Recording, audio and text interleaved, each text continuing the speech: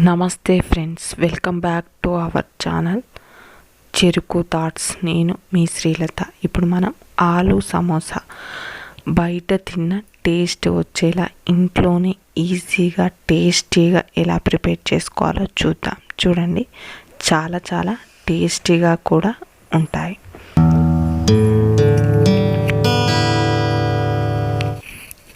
దీనికోసం నేను ఇక్కడ 1 కప్పు మైదా పిండి తీసుకొని సాల్ట్ యాడ్ చేసుకొని వాటర్ కూడా వేసుకొని మనం చపాతీ పిండిని ప్రిపేర్ చేసుకుందాం.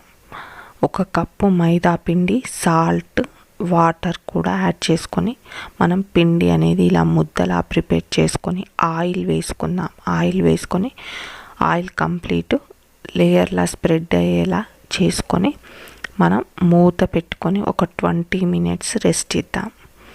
ఇలా పిండిని పక్కకు ఉంచుకొని మనం ఇప్పుడు స్టఫింగ్ అనేది ప్రిపేర్ చేసుకుందాం. దీనికోసం నేను ఆలుగడ్డలు బాయిల్ చేసుకొని ఇలా స్మాష్ చేసుకొని ప్రిపేర్ చేసుకొని తీసుకున్నానండి.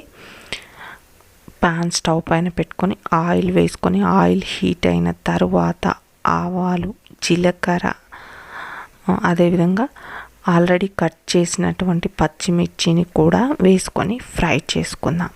పచ్చిమిర్చి అనేది కాస్త ఫ్రై అవ్వనివ్వాలండి. మనం తినేప్పుడు కారం కాకుండా ఉంటుంది. సో ఆయిల్లో ఫ్రై అయిన తర్వాత ఆనియన్స్, కట్ చేసి ఉంచుకున్నటువంటి ఆనియన్స్ని కూడా వేసి ఫ్రై చేసుకుందాం. ఆనియన్స్ని పచ్చివాసన పోయేంత వరకు మనం ఉడికించుకుందాం. ఇలా ఆనియన్స్ అనేవి ఉడికిన తర్వాత అల్లం వెల్లుల్లి పేస్ట్, కరివేపాకు ఆకులు, పసుపు, సాల్ట్ మీ టేస్ట్కి తగ్గట్టుగా సాల్ట్ను కూడా యాడ్ చేసుకోండి. యాడ్ చేసుకొని ఒకసారి కలుపుకొని వీటన్నింటిని ఆయిల్లో ఫ్రై చేసుకుందాం. ఇవి ఫ్రై అయిన తర్వాత మనం ఇప్పుడు ముందుగా ప్రిపేర్ చేసి ఉంచుకున్నటువంటి ఆలుగడ్డను కూడా దీంట్లో వేసుకొని కలుపుకుందాం. సాల్ట్ అనేది ముందే ఆయిల్లో వేస్తే కంప్లీట్ బాగా స్ప్రెడ్ అవుతుందండి. సో ఇప్పుడు ఆలుగడ్డను కూడా మనం కలుపుకుందాం. ఇలా కంప్లీట్ ఆలుగడ్డను కూడా కలుపుకున్న తర్వాత మనం స్టఫింగ్ అనేది రెడీ అయిపోతుంది. దీనికి 1 టీ స్పూన్ ధనియా పౌడర్ కూడా యాడ్ చేసుకొని మనం కలుపుకుందాం. ఇప్పుడు మనకు స్టఫింగ్ చాలా టేస్టీగా ఉంటుందండి.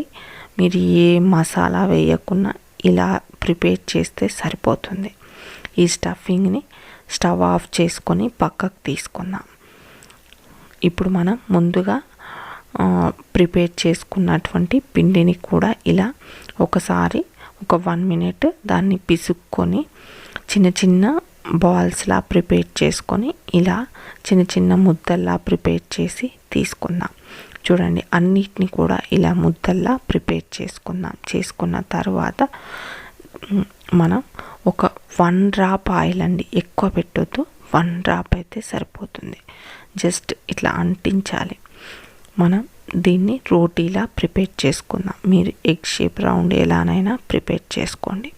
ఇలా ప్రిపేర్ చేసుకున్న తర్వాత దాన్ని 2 పార్ట్స్గా కట్ చేసుకొని మనం ఒక పార్ట్ని నేను చూపించినట్టుగా మన చెయ్యి పైన ఉంచుకోవాలండి. హాఫ్ సర్కిల్ని రౌండ్ ఉన్నటువంటి షేప్ని అరిచేయి వైపు వేసుకొని ఇలా థంబ్ ఫింగర్ పైన ఫోల్డ్ చేసుకోవాలి. ఇలా ఫోల్డ్ చేసుకుంటే మనకు కోన్ అనేది ఏమాత్రం అంటుకోకుండా ఈజీగా ప్రిపేర్ అవుతుంది. దానిలోనికి మనం స్టఫింగ్ని కూడా ఫిల్ చేసుకుందాం.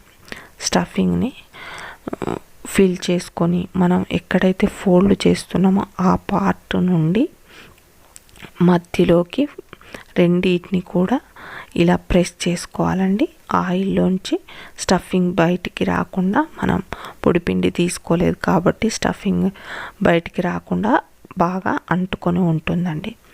సో నెక్స్ట్ హాఫ్ చపాతీని కూడా చూడండి, మనకు సర్కిల్గా ఉన్నటువంటి పార్ట్ని, రౌండ్గా ఉన్నటువంటి పార్ట్ని అరిచేయి వైపు వేసుకొని ఇలా థంబ్ ఫింగర్ పైన మనం కోన్ ప్రిపేర్ చేసుకోవాలి. దీన్ని ఇప్పుడు ప్రిపేర్ చేసుకున్నటువంటి స్టఫింగ్ను కూడా మనం దీనిలో వేసుకుందాం. వేసుకొని మనం ఎక్కడైతే ఫోల్డింగ్ ఉందో అది మిడిల్లోనికి వచ్చేలాగా ఇలా ప్రెస్ చేసి తీసుకుందాం. చూడండి, మనకు పొడిపిండి వేయకుండా ఆయిల్ వేసే చపాతీ చేసుకున్నాం కాబట్టి ఏమాత్రం ఊడిపోకుండా ఉంటుందండి స్టఫింగ్ అనేది.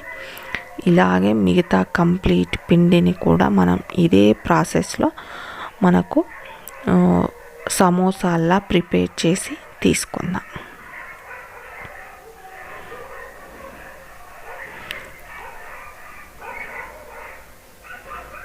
చూడండి, చాలా ఈజీగా టేస్టీగా మనం ప్రిపేర్ చేసుకోవచ్చండి. ఇవి చాలా టేస్టీగా కూడా ఉంటాయి.